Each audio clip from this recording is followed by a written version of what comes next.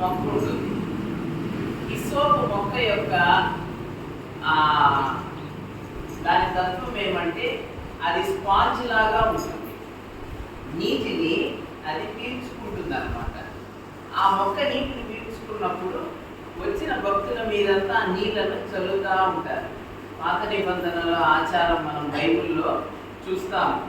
దావీదు కూడా అంటాడు, హిస్సోపుతో నా పాపమును పరిహరింపు కదా. దావీదు అంటాడు, నా దోషము పోవునట్టు నన్ను బాగుగా కడుగుము. హిస్సోపుతో నా పాపమును పరిహరింపు ఎందుకన్నాడంటే, యాజకుడు దేవాలయంలో నిలబడుకుంటే అక్కడ గంగాళాల్లో నీళ్లు పెట్టినప్పుడు ఆ నీటిలోకి హిస్సోపును అంటే నీటిని పీల్చుకునే చెట్టు అది కర్ర, దాని నుంచి వచ్చిన భక్తుల మీదంతా చల్లుతూ ఉంటారు. ఇది హిస్సోపు. దీనిని వాళ్ళు ఏమన్నారంటే బాప్తిస్మము అన్నారు. ఇది బ్యాప్టిజో అనే పదము నుండి వచ్చిన ఇంగ్లీష్ పదం బ్యాప్టిజం. బ్యాప్టిజం నుండి మనం ఏమంటున్నామంటే బాప్తిస్మము అంటున్నాం.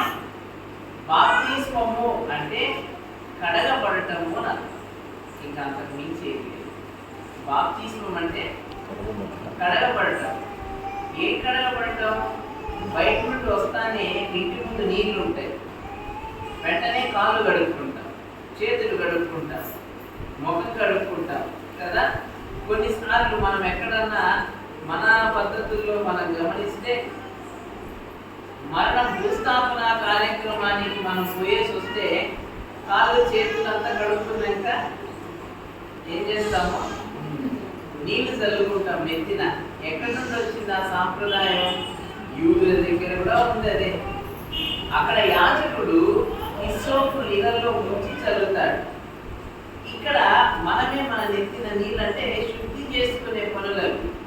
ఏమంటే అక్కడ భూస్థాపనకు పోయి వచ్చినాం కాబట్టి అక్కడ శవము అక్కడ అంతా అశుభ్రంగా ఉంటుందని మనల్ని మనం కడుక్కొని శుద్ధీకరణ ఆచారం నిర్వహిస్తాం.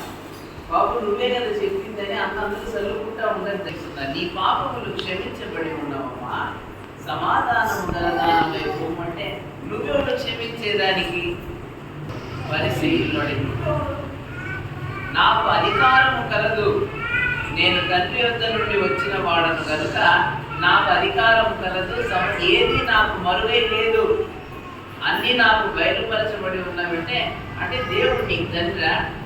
నాకు తండ్రి అంటే ఇక సంపేయాల యేసుని మనము. ఇదే కారణం యేసయ్య సిలువకి వేసేటప్పుడు వాళ్ళు చూపిన నేరారోపణలు.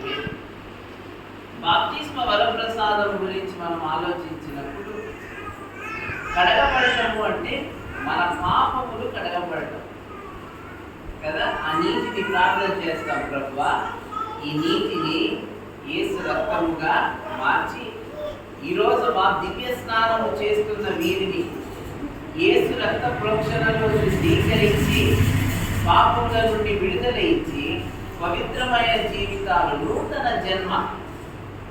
ఇప్పటి నుండి పాతవి గతించెను, ఇక మీరు నూతన సృష్టిగా ఉంటారు. హల్లెలూయా.